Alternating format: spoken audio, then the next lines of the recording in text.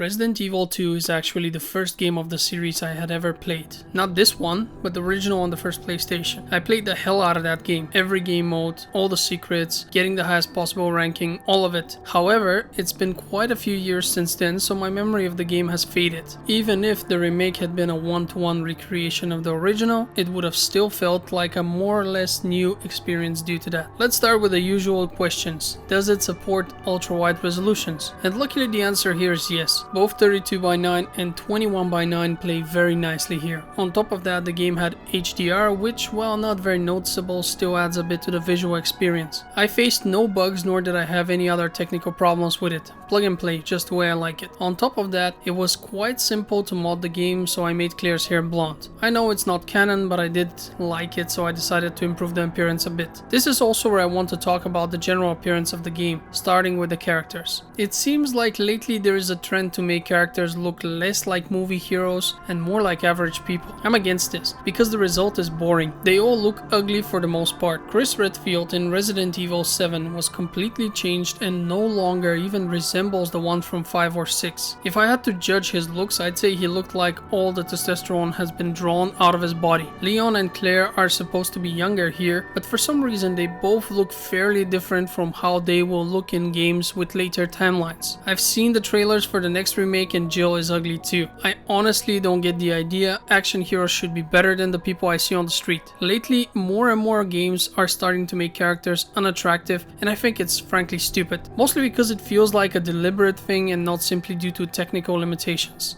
Other than that, the game is actually beautiful. One thing that bothered me was the fact that the explosions from Claire's grenade launcher are much larger than the actual splash damage. This means that I would line up multiple targets and fire. A huge explosion would follow, appearing to engulf all enemies for a second, but then only one of them would take damage. It's not much of a complaint, but most of them will be kinda like that because the game is generally designed very well. Another minor annoyance is the fact that the dead zombies will ragdoll in a weird way whenever you approach them. This is problematic because zombies in this game tend to get back up several times before they actually stay dead. In the original, they would have a puddle of blood appear below them, and that's how you would know that they're dead for good. Here, you can at times get a critical hit when shooting their head, and that would cause said pumpkin to pop. Whenever this happens, the zombie is done for. However, it is a rare case, and most times they will drop and get up after a few minutes. Since you don't want to waste ammo, you will not shoot on the zombies that are down in order to confirm they won't get up again. The problem with the ragdoll is that they move around as if they're alive, and I have actually wasted quite a few bullets shooting on already dead zombies who would ragdoll weirdly every time I pass them by. Just look at the video I'm just showing you with the lickers. These guys are extremely dangerous and they scare me every time I pass them by. And these guys, if you ignore them, you're dead. Another minor thing is the speed at which your characters move. They seem to run really slowly. Even when trying to run for their lives, you will still see them leisurely jog at a comfortable pace. The running animation in the original looked much more convincing. My wife was passing by as I was playing and noticed how I was running from Mr. Eggs as well as a few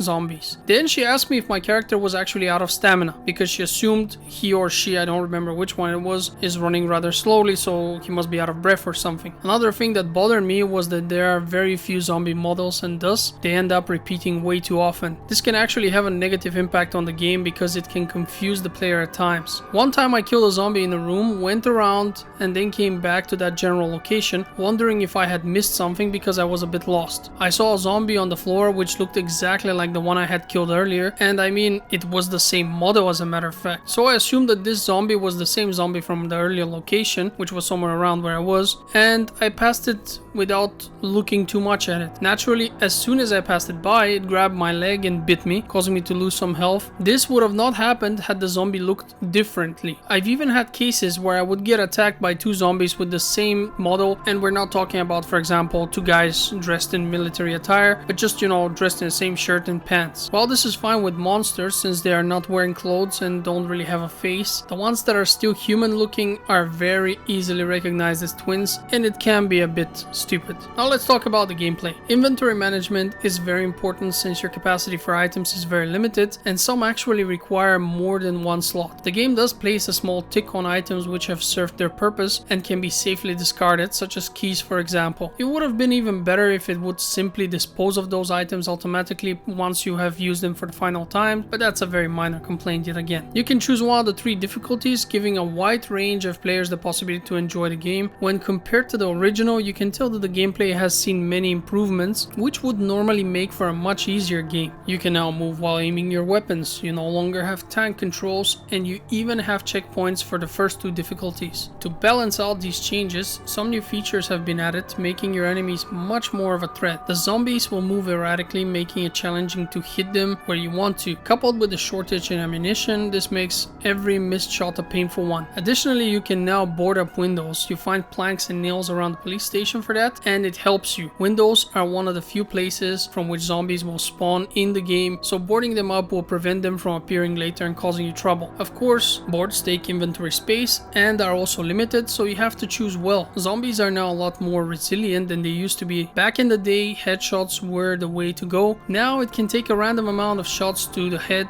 in order to permanently dispatch a zombie. Oftentimes it is simply easier to shoot off one of their legs, forcing them to crawl very slowly and making them that much less of a threat. Additionally, they can now open doors and thus chase you around, making for a much more interesting encounter every time. I have to admit that this remake is really good at keeping the player on edge. Especially during the first 2 playthroughs, you will be scared more often than you'd want to admit. More so once Mr. X appears, since he will chase you around the police station and his heavy steps are heard from very far away. You can't imagine how many times I said the phrase "not you again" out loud. He's so good at disrupting the flow of your game and creating some terrible situations. Here's one example. You have an enemy type known as the Licker I mentioned before, the ones that were shaking when they're dead. These guys are really strong and take quite a lot of shots to dispatch. They are, however, blind, so if you don't sprint around them, you can simply walk past and be safe for the most part. This means you get to save ammo and nerves dealing with them. What happens, however, when Mr. X appears and starts chasing you towards a room with 2 Lickers? You're screwed, that's what. You have to run in order to lose the giant bastard chasing you, but running immediately attracts the Lickers, who make short work of you. And while this scenario sounds unfair, it is a classic example of thinking several moves ahead while playing this game. You enter a room full with zombies. They're not much of a threat and can be avoided for the most part, but consider if you might have to cross this room later. Suddenly 10 bullets needed to kill them seem like a good investment. Or perhaps, if this is a dead-end room with a story item, shooting the zombies would be a waste of resources and you can just take what you need and leave. Mr. X is just another factor in this equation. The gameplay also features puzzles and minigames. This refreshes things up a bit and is additionally entertaining. I never found them to be too hard or annoying. Since you have 2 characters, they each get slightly different routes, so playing the campaign with each of them is a must. After completing game 1, you unlock the second run, which is yet another version of the original one, with shuffled enemy placements, items and options to fight the real final boss. And then come all the additional game modes, which are a lot of fun but also quite difficult. At last, but not least, beating the game while fulfilling different conditions gets you special rewards, such as weapons with infinite ammo. These warrant yet another playthrough. This time you leave nothing alive and it's fun as hell. It's interesting how the feeling changes when replaying. As you become more familiar with everything, your stress levels lower more and more, and the once scary and difficult game is now afraid of you. All of this makes for a somewhat repetitive but still very fun game. Especially if you're a completionist or achievement hunter, you will get your money's worth here. So in conclusion, I must say that this remake is a success. It captures the spirit of the original while making it modern in terms of both appearance and gameplay. This is not an easy task and worthy of respect. Even if you've played the original ad nauseum, I can wholeheartedly recommend this remake because it offers enough new things to make the game feel fresh while still scratching that nostalgic itch some of us have. Just be aware that it's still survival horror and it will scare even the most seasoned veterans occasionally. So if you're someone who enjoys that, don't skip it, it's worth it. Thanks for watching my review of the Resident Evil 2 remake. Check out my Patreon link in the description, where I often inform my viewers of all the free games you can get. These posts are public, so no need to donate in order to see them, and it's always worth giving it a look every now and then. With that being said, I wish you a great day and hope to see you all on my next video.